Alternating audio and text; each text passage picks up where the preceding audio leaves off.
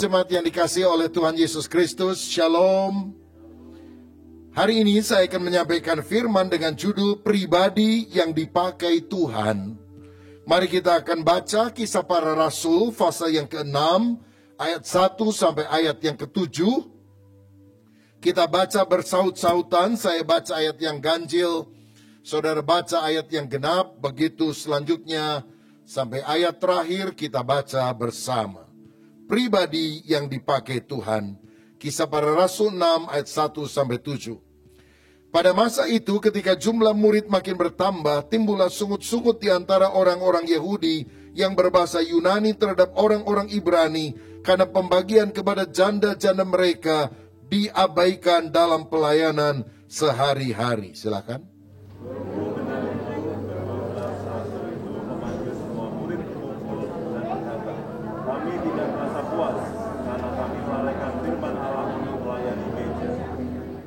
Karena itu saudara-saudara, pilihlah 7 orang dari antaramu yang terkenal baik dan yang penuh roh dan hikmat, supaya kami mengangkat mereka untuk tugas itu. Dan supaya kami sendiri dapat memusatkan pikiran dalam doa dan pelayanan firman. Usul itu diterima baik oleh seluruh jemaat. Lalu mereka memilih Stefanus, seorang yang penuh iman dan Roh Kudus, dan Filipus, Prokorus, Nikanor, Timon, Parmenas, dan Nikolaus, seorang penganut agama Yahudi dari Antioquia. Mereka itu dihadapkan kepada rasul-rasul, lalu rasul-rasul itu pun berdoa dan meletakkan tangan di atas mereka. Bersama-sama, firman Allah makin tersebar dan jumlah murid di Yerusalem makin bertambah banyak. Juga sejumlah besar imam menyerahkan diri dan percaya. Amin. Saudara, kalau kita menanam sebuah pohon, kita tentu mengharapkan agar pohon itu bertumbuh menjadi besar dan kemudian berbuah. Kalau saudara punya anak bayi, tentu kita juga ingin anak kita makin hari makin dewasa. Begitu juga dengan Tuhan yang telah menanam gerejanya di atas muka bumi. Dia ingin gerejanya bertumbuh secara kuantitas, jumlahnya makin banyak, dan juga bertumbuh secara kualitas, mutu rohaninya makin baik, makin serupa seperti Kristus. Dan inilah yang kita lihat dari keteladanan hidup jemaat mula-mula. Kisah Rasul 2 ayat 46-47. Dengan bertekun dan dengan sehati mereka berkumpul tiap-tiap hari dalam bait Allah. Mereka memecahkan roti di rumah masing-masing secara bergilir dan makan bersama-sama dengan gembira dan dengan tulus hati sambil memuji Allah, dan mereka disukai semua orang, dan tiap-tiap hari Tuhan menambah jumlah mereka dengan orang yang diselamatkan. Tiap hari ada pertumbuhan yang terjadi dalam gereja mula-mula. Saya percaya sampai hari ini pun Tuhan ingin tetap memakai kita untuk membangun kerajaan Allah. Saudara mau menjadi orang yang dipakai oleh Tuhan? Amin. Apa syaratnya? Apa kriteria orang yang dipakai oleh Tuhan? Kita mau belajar dari seorang tokoh yang bernama Filipus. Yang pertama, saya perhatikan orang yang mau dipakai Tuhan adalah orang yang harus memiliki kerohanian yang baik. Pada waktu itu jumlah jemaat mulai bertambah, tetapi pelayan Tuhan makin terbatas. Sehingga akhirnya para rasul memutuskan memilih 7 orang diaken, artinya pelayan. Saya percaya sampai hari ini pun jauh lebih banyak orang yang ingin dilayani daripada yang ingin melayani. Ladang sudah menguning, tuaian banyak, pekerjanya sedikit. Tapi tahukah saudara, kalau engkau mau dipakai untuk melayani, maka sebetulnya kita meneladani Yesus. Karena Yesus datang bukan hanya untuk dilayani, melainkan dia datang untuk melayani. Nah, 7 orang itu harus memiliki syarat yang dicatat pada ayat 3. Yang terkena baik dan penuh roh dan hikmat. Dari sini saya melihat ada 2 kriteria utama yang harus dimiliki seorang yang mau melayani. Pertama, Dia harus penuh dengan Roh Kudus dan hikmat, artinya inner man-nya bagus. Tapi yang kedua, dia juga harus terkenal baik. Outer man-nya nampak buah roh yang mengalir. Ada kasih, sukacita, damai sejahtera, kesabaran, kebaikan, kemurahan, kesetiaan, kelemah lembutan, penguasaan diri. Saya mau katakan, hati yang bertobat hanya Tuhan yang lihat.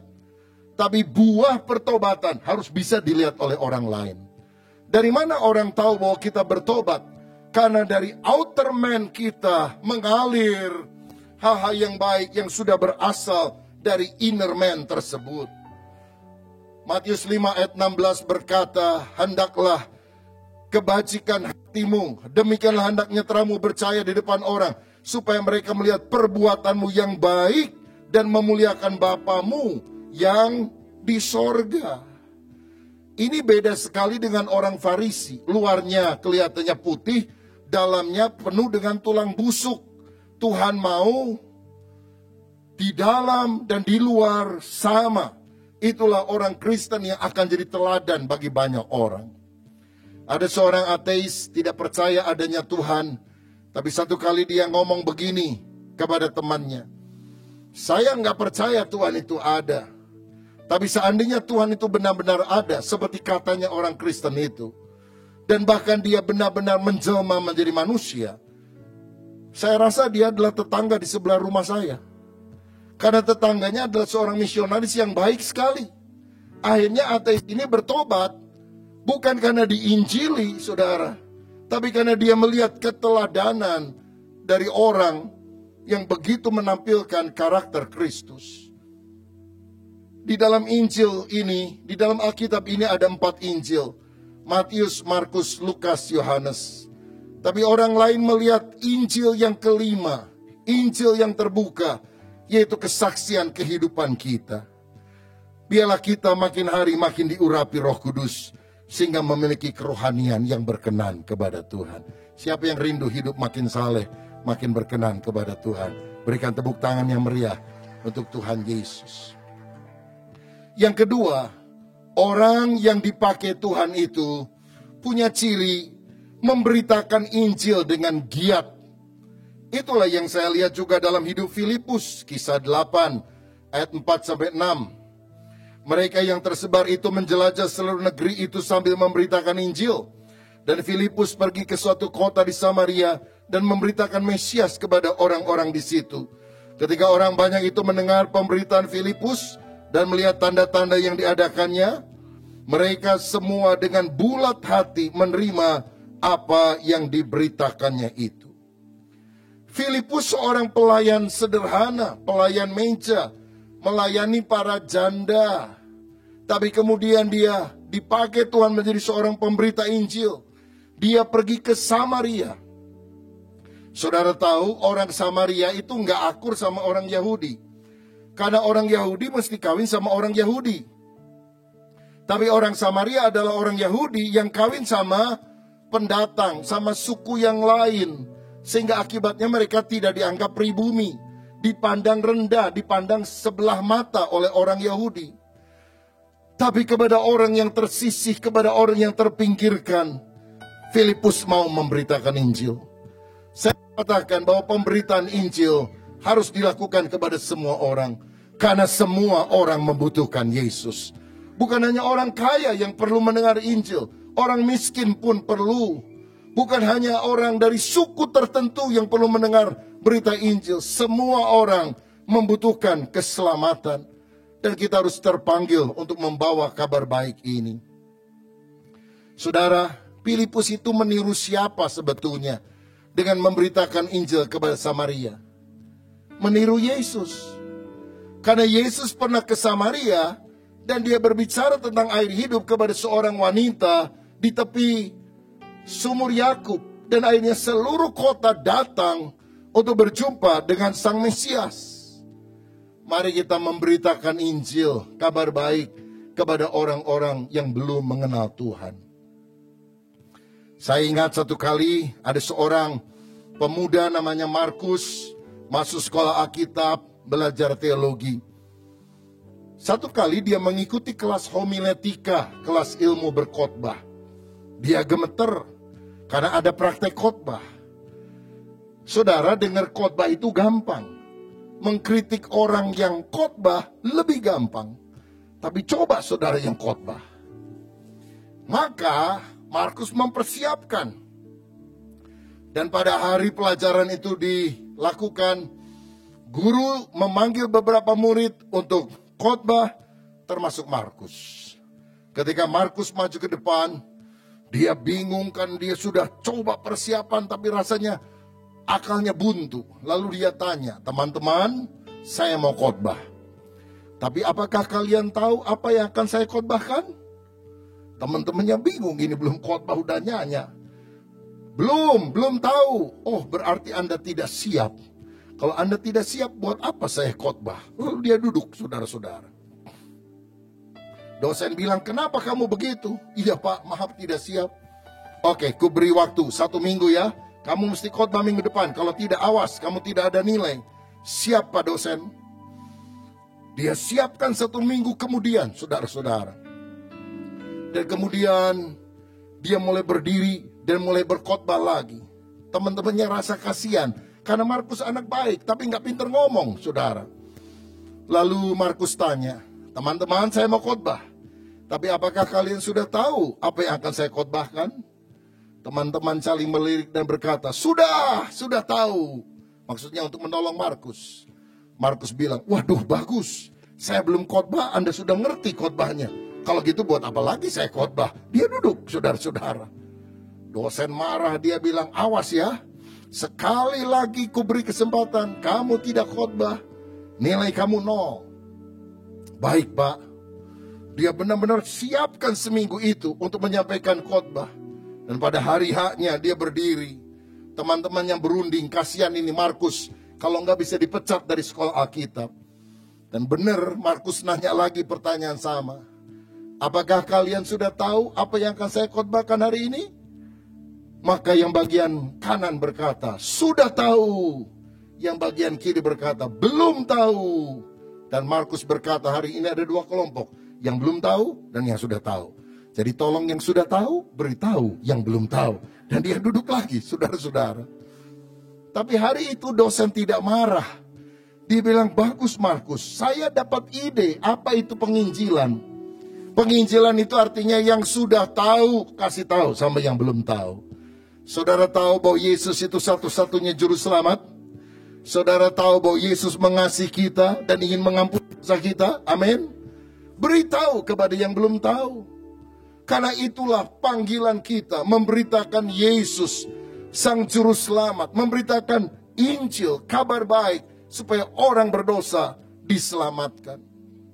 Saya melihat Filipus ini bukan hanya memberitakan Injil dengan giat, tapi dia adalah seorang pelayan yang tidak pandang bulu, tidak pilih-pilih pelayanan, kecil atau besar, enak atau tidak. Kisah Rasul 8 ayat 26 mencatat, kemudian berkatalah seorang malaikat Tuhan kepada Filipus, katanya, bangunlah dan berangkatlah ke sebelah selatan menurut jalan yang turun dari Yerusalem ke Gaza. Jalan itu jalan yang sunyi. Waktu dia memenangkan banyak jiwa di Samaria, malaikat bilang, sekarang aku alihkan kamu. Pelayananmu adalah ke jalan sunyi. Karena ada 1 orang yang harus kamu menangkan di sana. Kalau saudara di posisi Filipus sedang melayani ratusan orang bertobat, dan harus melayani 1 orang di jalan sunyi, bukan jalan rame, saudara-saudara. Mungkin kau bilang, kok nggak efektif bener ya? Saya lebih baik kan pelayanan kepada lebih banyak orang daripada 1 orang. Tapi Filipus tidak pernah membantah Tuhan. Mau jalan rame, jalan sunyi, mau banyak orang, sedikit orang, dia pelayanan. Pelayanan itu jangan pilih-pilih. Banyak orang sekarang mau melayani, oh saya malah melayani kalau di sini, kalau begini, kalau begitu. Kita ini cuma kacung, cuma budaknya Tuhan. Tuhan suruh apapun, tidak punya hak kita untuk membantah. Dia adalah kurios, kita adalah dulos. Dia adalah Tuhan, kita adalah hamba. Sayang ada banyak orang mengaku diri hamba Tuhan, tapi dia merasa dia adalah Tuhannya. Dia memanggil Tuhan guru, tapi dia mencoba menggurui Tuhan. Saya rasa Filipus ini seorang yang benar-benar kita harus teladani. Saudara, memang yang dimenangkan cuma satu orang, yaitu bendahara Ratu Ethiopia. Dia sedang berjalan dari Yerusalem kembali ke negaranya, naik di sebuah kereta berkuda. Dia membaca kitab Nabi Yesaya, dia tidak ngerti. Dan kemudian Filipus mulai memberitakan Injil kepada orang ini. Saya mau bilang sampai pada hari ini pun semua orang membutuhkan Injil keselamatan.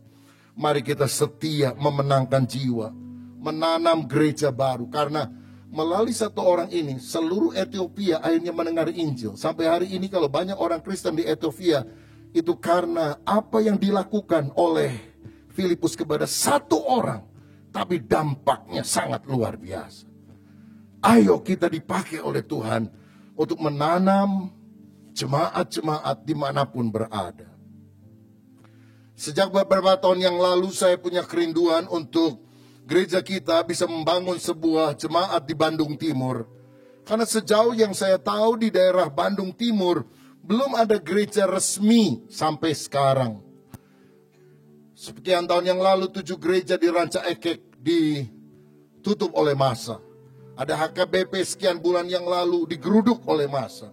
Memang ada gereja yang didirikan, tapi sejauh yang saya tahu bukan gereja dengan izin yang resmi. Maka kita telah membeli sekitar 3 tahun yang lalu sebidang tanah di Gede Bage, Sumarekon, hampir 2 hektar, saudara. Kita mulai mencicil dari waktu ke waktu, mengurus izin gerejanya. Karena itu bukan hal yang mudah. Kalau saudara dengar ada satu kota viral namanya Cilegon. Itu terjadi karena hampir ada 3.000 orang Kristen di sana. Tapi tidak satu pun gedung gereja diizinkan. GBI juga punya gereja di Cilegon. Hanya bisa ibadah di ruko. Itu pun kadang-kadang diganggu terus oleh massa. Tidak punya izin resmi. Kebaktiannya harus di kompleks Kopassus. Di kota Serang. Kira-kira 15-20 kilometer. Jemaat-jemaat sederhana diangkut pakai angkot kendaraan umum. Pergi dan pulangnya. Begitu bertahun-tahun. Kita berdoa supaya di Cilegon pun Tuhan memberikan kemudahan. Karena ibadah adalah hak setiap warga negara yang ada di Republik ini. Bandung Timur mirip seperti itu.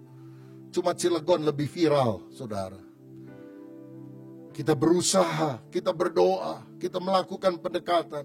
Sulit, saudara. Tapi akhir September yang lalu, oleh anugerah Tuhan, kita mendapatkan izin resmi untuk Gereja Bethel Indonesia. Bukan gedung pertemuan, bukan gedung serbaguna. Gereja Bethel Indonesia. Itu anugerah Tuhan. Anugerah yang luar biasa. Apa enggak ada hamba Tuhan yang ngurus izin dari dulu? Banyak. Apa mereka kurang doa, puasa? Enggak, mereka juga sungguh-sungguh. Kok kita yang dapat anugerah Tuhan? Kita enggak lebih benar, kita enggak lebih baik, kita enggak lebih kaya, kita enggak lebih suci. Hanya Tuhan memberi kepercayaan kepada kita. Sehingga kita harus bergotong royong. Merindukan supaya di Bandung Timur juga didirikan gereja di sana. Sekalian dengan museum Alkitab modern supaya orang-orang muda bisa melihat seluruh Alkitab. Hanya dalam satu kali kunjungan mereka tahu, punya biblical worldview tentang apa isi Alkitab dari Kejadian sampai kitab Wahyu. Dan hari Selasa kemarin, 5 hari yang lalu, kita melakukan peletakan batu pertama dan doa bersama di Sumarekon. Dan kalau Tuhan izinkan dalam waktu yang tidak lama kita akan segera membangun sebuah gedung gereja di sana agar banyak orang mendengar Injil Tuhan Yesus Kristus.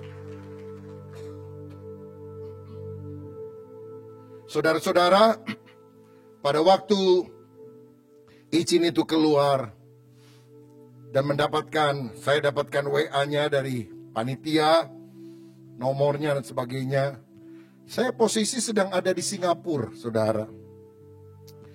Mungkin tidak banyak yang tahu, 6 bulan yang lalu, waktu saya check up di Jakarta, check up biasa saja, ada dokter yang pakai USG melihat di bagian leher saya, bagian bawah, tiroid, itu ada 2 benjolan yang cukup besar. Dia bilang, Pak, periksa. Kalau perlu biopsi untuk menentukan apa yang ada di dalamnya. Saya pergi 3 bulan kemudian ke Singapura dengan alat yang lebih canggih, difoto dari kiri kanan muka belakang, dan memang ditemukan, saudara-saudara, terutama ada 2 benjolan, dan bisa dilihat satu hanya cairan, tidak masalah, satu lagi mix, campuran antara cairan dan daging. Saya tanya dokter gimana? Mesti dibiopsi, baru tahu kanker atau bukan. Saya tidak segera mau mengambil tindakan. Saya datang ke seorang profesor ahli tiroid di Bandung. Beliau sudah lanjut usia hampir 80. Saya bilang, Prof, saya dengar kalau orang ada kanker, lalu kemudian dibiopsi, dikorek-korek begitu, malah lebih cepat nyebarnya. Apa benar enggak? Maksudnya? Ya maksud saya kalau bisa nggak dibiopsi, ya dikasih obat atau apa. Nggak bisa, mesti dibiopsi. Kalau tidak, ya nggak apa-apa sih. Paling nanti ditemukan berapa waktu, stadium 4 gitu katanya. Ini profesor nakut-nakutin lagi, saudara. Aduh, saya masih belum puas, saya pergi lagi ke Jakarta. Tanya ke dokter yang berbeda. Dan dia bilang harus dibiopsi. Karena itulah berapa minggu yang lalu saya pergi ke Singapura untuk dibiopsi. Setelah selesai masuk ruang operasi, dibiopsi, saya masuk ke kamar biasa, istirahat beberapa saat. Tiba-tiba WA masuk, izin gereja resmi keluar. Di dalam kelemahan manusia ketika saya tidak bisa apa-apa, Tuhan ingin menunjukkan, kalau aku yang berkenan, waktu kamu lagi lemah, kamu ada di rumah sakit, aku yang mengerjakan bagianku, karena aku Allah yang kuat. Maka berdoalah saya, Tuhan berikan kepada saya minggu ini double blessing, double miracle, double happiness.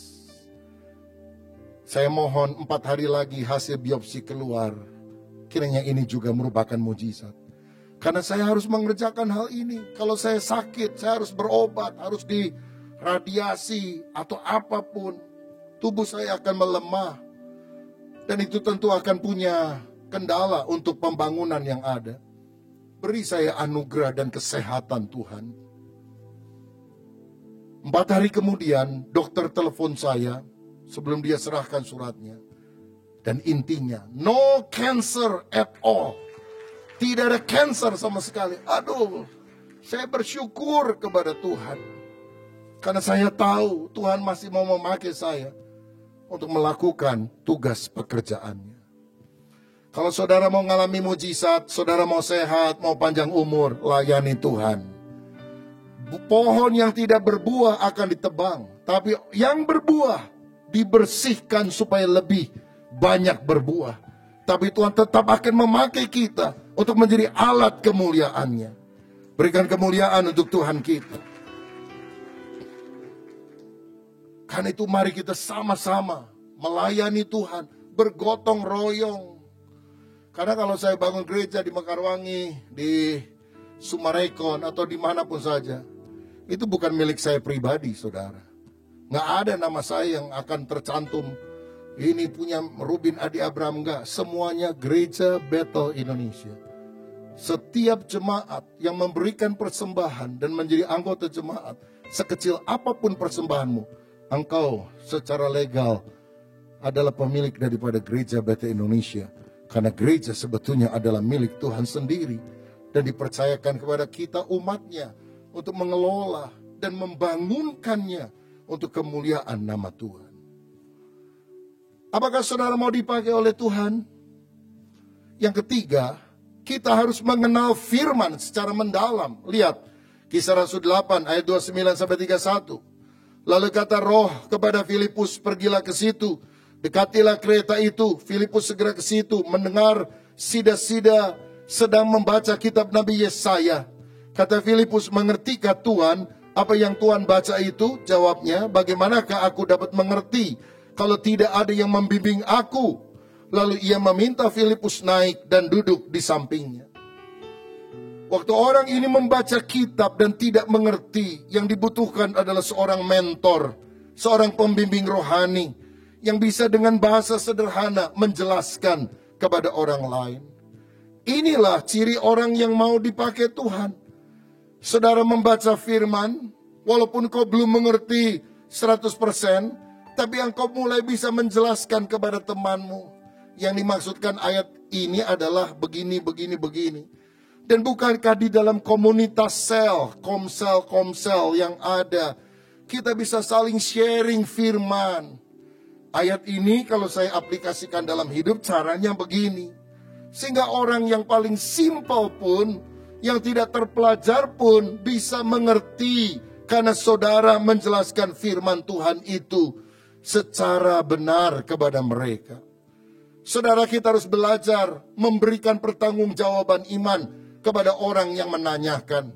Kadang-kadang ada orang yang tanya sama kita, orang Kristen kok Allahnya 3 ya? Allah Bapa, Putra, Roh Kudus. 3 kan?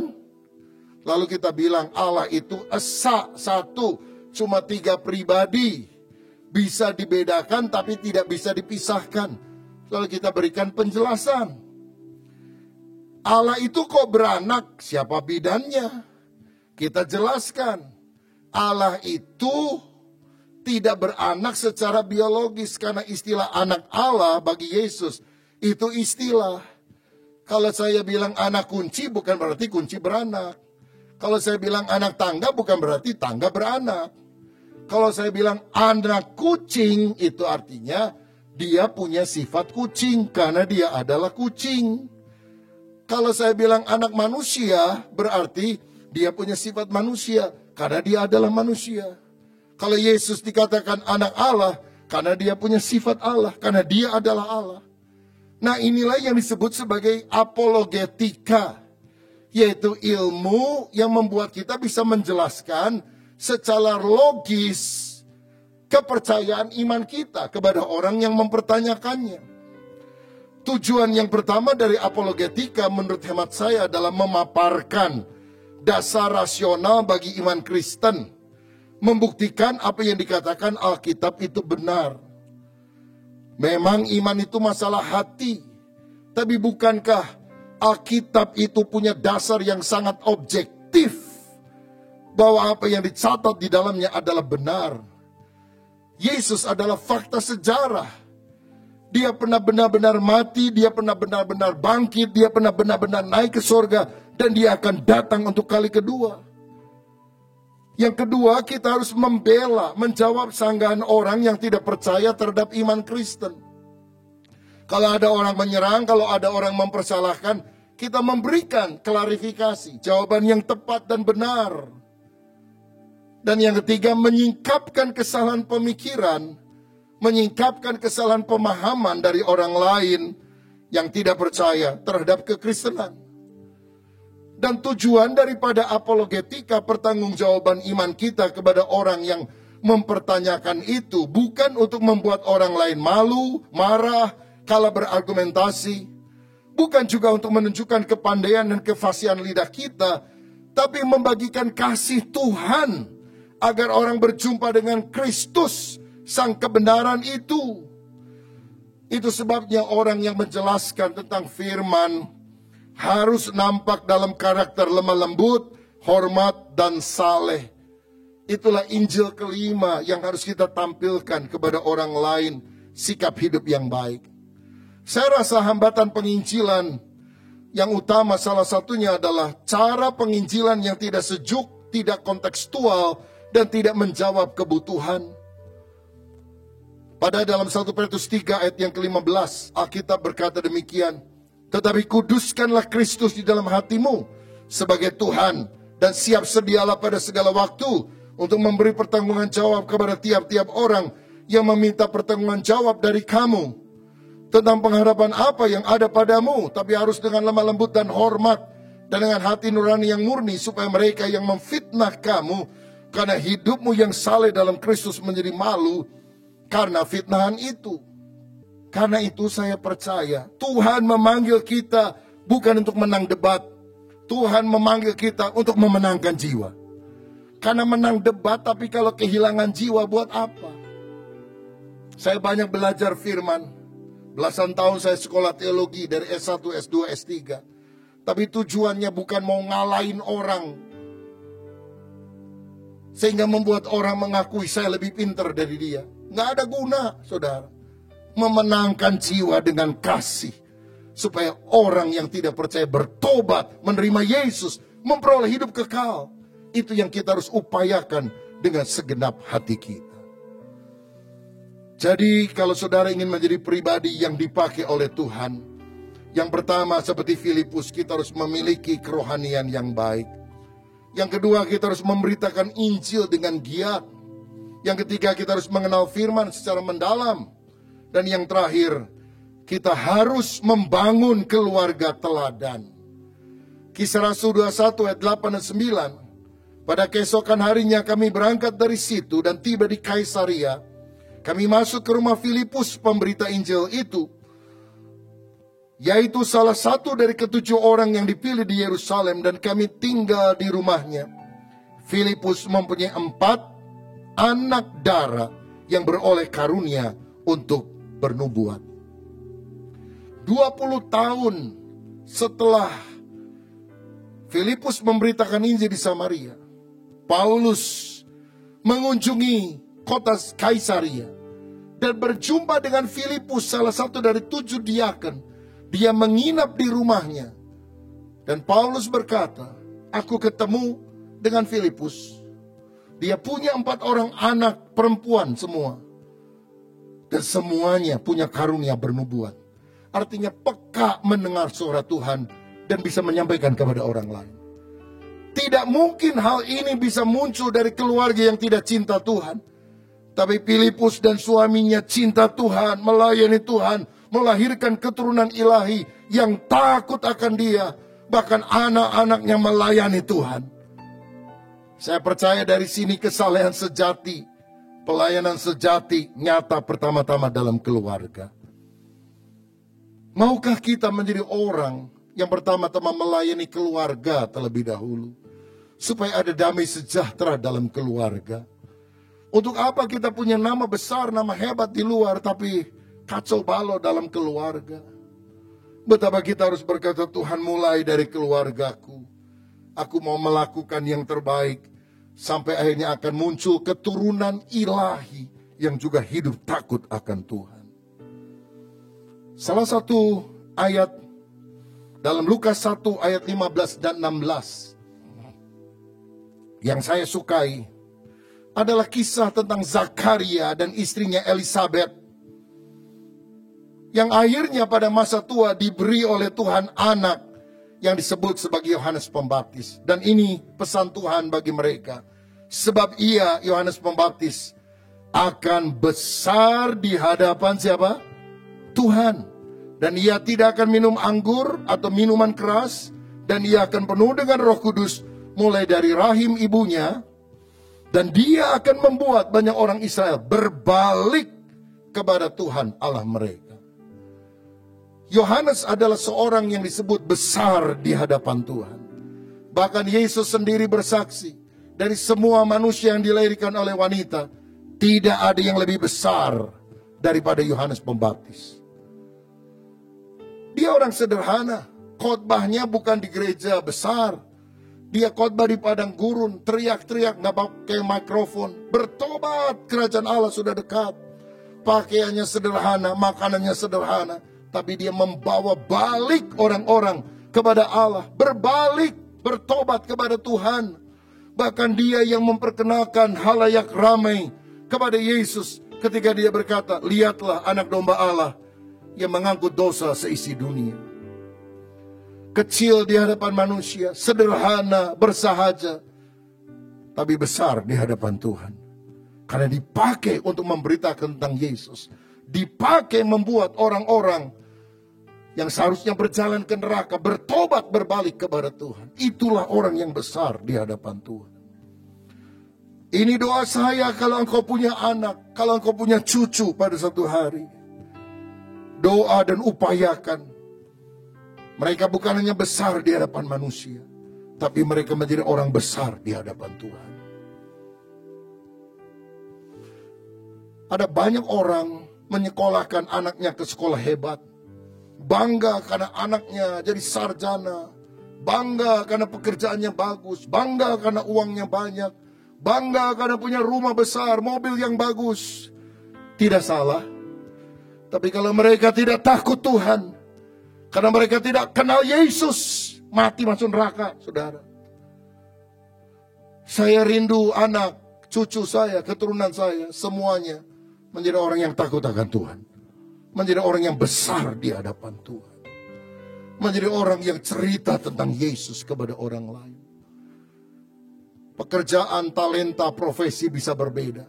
Tapi hati misi yang berkobar harus selalu ada.